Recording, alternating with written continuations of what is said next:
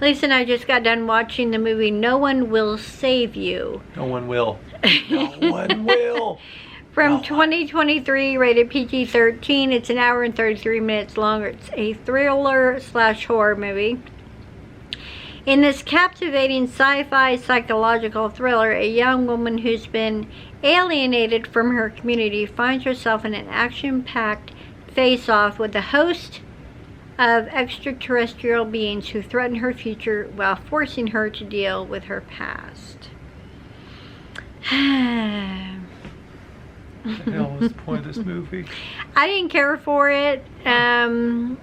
Certain aspects of it were overly predictable for me, but then other aspects were just... The hell? It's an hour and a half of our lifespan. Gone! It's gone!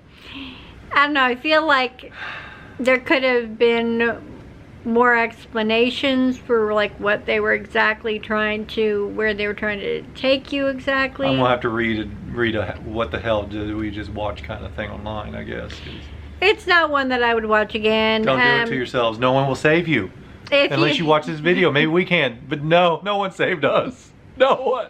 No. If you like movies about extraterrestrials, you may like this one. I mean, I do like those kind of movies.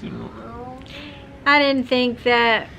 I mean, this was definitely had some aspects that were slightly different than others, but also some very predictable moments. It had promise, and then it just went to, what the fuck? If you've seen No One Will Save You, let us know what you thought of it in the comment section. And if you haven't, in general, do you like movies about extraterrestrials? Let us know, and we'll see you in the next video. Bye.